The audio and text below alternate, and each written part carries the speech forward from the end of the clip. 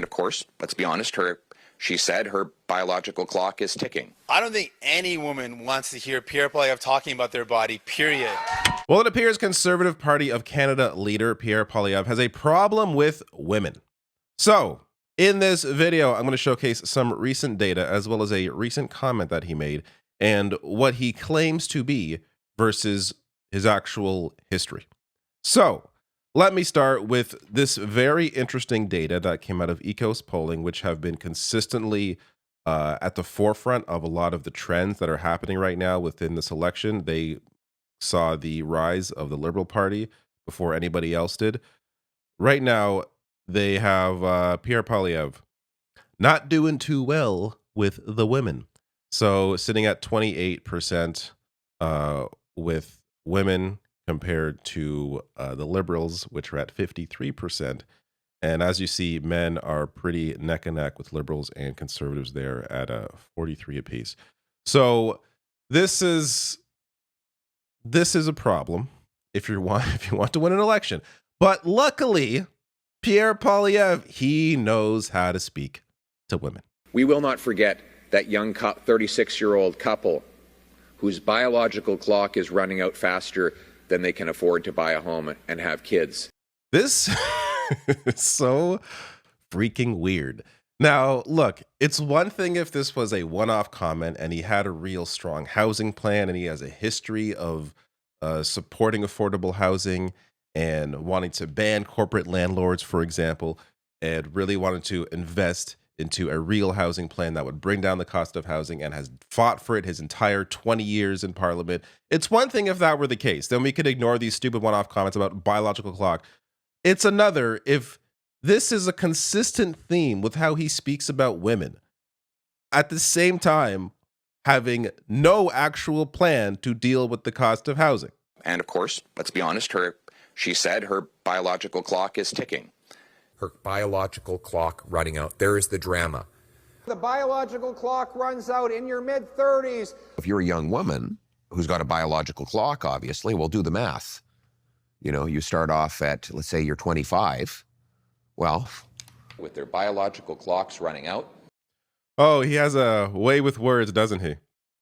Now, let's acknowledge, first of all, how weird this is a way in speaking about women and discussing over and over again their biological clocks. Very odd. But apart from that, why must you attach housing to children? The cost of housing is an issue for everyone, including people that don't want kids. Why is this the language you must use when discussing the high cost of housing? It is so bizarre on so many levels. But I saw this is a great post from Cult Montreal, shared this out. Pierre Poilievre for Remax. Are your eggs drying up? The time to buy is now. It's so freaking weird. That Jagmeet Singh also acknowledged this. So Rachel Gilmore shared out this clip. This is great. Do you think it's appropriate for Poilievre to be invoking biological clocks and a woman's ability to get pregnant in this context? I don't think any woman wants to hear Pierre Poilievre talking about their body, period. Period. Don't do it. Now, it's important to note that the Conservative Party of Canada is the only major party where you're going to find members that are actively against abortion rights. Like this guy, Arnold Viersen, quote, "It feels so good." Conservative MP Arnold Viersen celebrates overturning of Roe v. Wade. So when Americans lost abortion rights at the federal level, this guy went out to celebrate. And of course, that advocacy isn't just about Americans, it's also Canadians. So this guy has been calling on conservatives to consider legal restrictions on abortion. This extends to a lot more individuals. So voteprolife.ca is one of the advocacy groups that advocate on behalf of anti-abortion candidates. These are the people that they support, and you will see a good list, a good number of them are conservatives. A lot of them are also People's Party of Canada or Christian Heritage candidates. But in terms of people that actually have a seat or could have a seat, A good number of them here are conservatives. You will not see this within the Liberal Party, the NDP, the Bloc Québécois, but within conservatives, it is a consistent theme that there are still members that support restrictions on abortion. And it's not just like it's important. I should say, I want to be fair and clear. It's very unlikely, even under a conservative government, that they would institute restrictions on abortions. At the same time, I don't want to cast it completely aside, considering that there are still members within the party that support those kinds of restrictions. And if they had complete, majority power, who knows what's possible? Also, to be fair, to show you that I am fair, Pierre Poilievre has an F plus rating from voteprolife.ca. F plus is such a weird, such a weird rating to give anything. But he's failing, but failing plus. So, and you see some of the other scores there. But voteprolife.ca does have this quote this is an email response from Poilievre to a pro-lifers inquiry, where he says, quote, "Pro-life Canadians are welcome in our party. The Conservative Party of Canada is a big tent with a strong tradition of free votes of conscience, and I intend to maintain this status quo." And then goes on to say that his government will not introduce or pass a law banning abortions. But they are welcome in the party, which you could argue, if you want to, is, that's a great thing. He's open to all kinds of ideas. But the discussion on abortion is settled. It's like welcoming racists into the party. Oh, I don't agree with them. I don't, I think civil rights is important, but we're an open tent. We're open to discussing these things. Why even be open to discussing restricting abortion rights when the rights are settled and there should no longer be a discussion on them? But I want to get back, kind of went off a little bit here, to housing, because again, Poilievre was connecting, biological clocks to housing.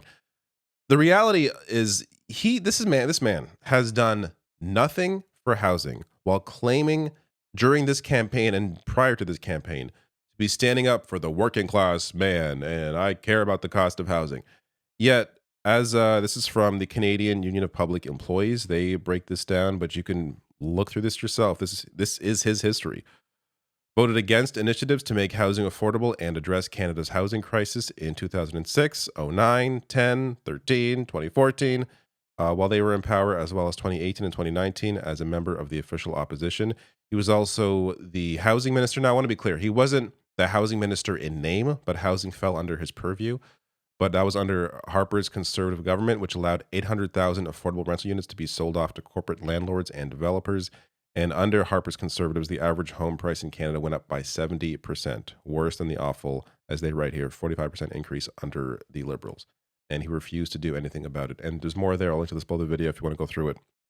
But it's just been wild to witness this transformation that Pierre Poilievre has attempted to go through, from a guy that has spent 20 years voting on behalf of capitalist interests and against labor rights, to now come out and act like he's for the working class. This guy's voted against every attempt to increase minimum wage, voted against $10 a day child care, voted against dental care, voted against pharmacare. Like, what more do you need? Actually, there's another one I have here. I could pull this one up.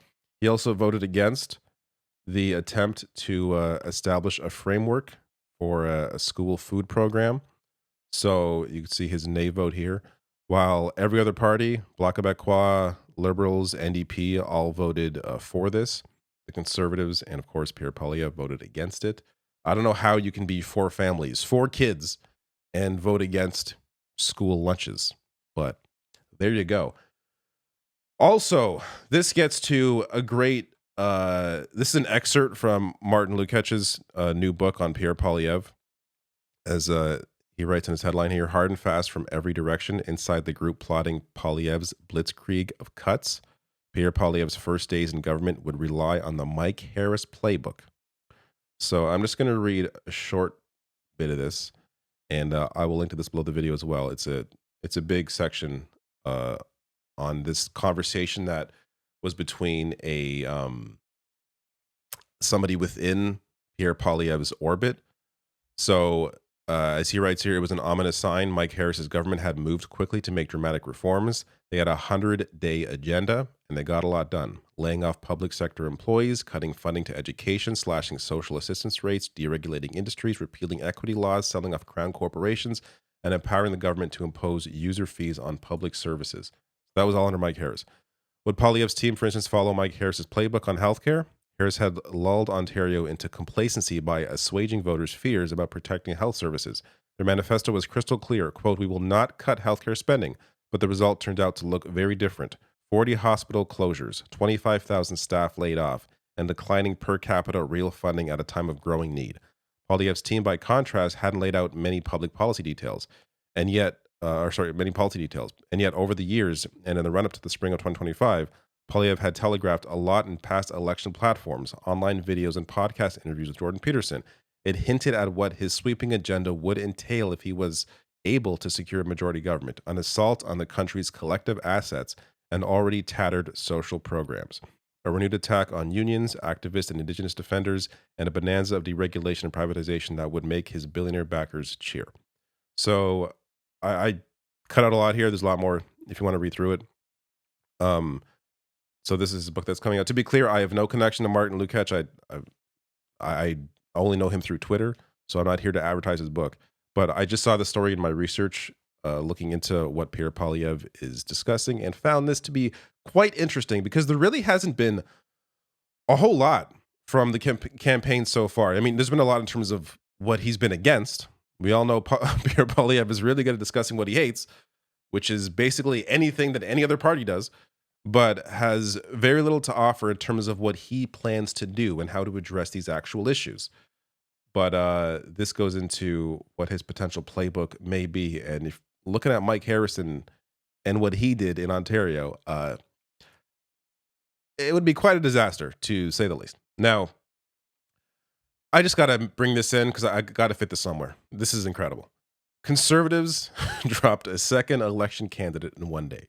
So over the course, I think over a day and a half, they have pushed out 2 conservative candidates because they're insane. Because these are the kinds of people that the Conservative Party attracts. So Stéphane Marquis, who was running in a Montreal riding, this is a recent social media posts by Marquis promote popular right-wing conspiracy theories, including that Bill Gates is trying to manipulate public health for profit through vaccines and that Russia's invasion of Ukraine was provoked by the expansion of NATO. Which I got to pause here for a second because this one is from this. So this is his post. Look at what he quotes here. So he says, you got to wake up now. Watch this. You have to wake up. Time to wake up now. It's the Joe Rogan podcast with right-wing comedian Dave Smith. This is the expert that this candidate was really eager for you to listen to. So, like, these are the kinds of holes these people go down. Another candidate, this guy Mark McKenzie, who once voiced his support for public hangings, even joked that Prime Minister Justin Trudeau should receive the death penalty. So he was clearly kicked out for obvious reasons because you don't. Pierre Poilievre is really trying very hard to make his party seem like they're not out of their minds. And when you have candidates like this that are clearly out of their minds, it kills the whole illusion. So it's not surprising that they would want to kick these people out. But this is the kind of talent or lack thereof that this party attracts.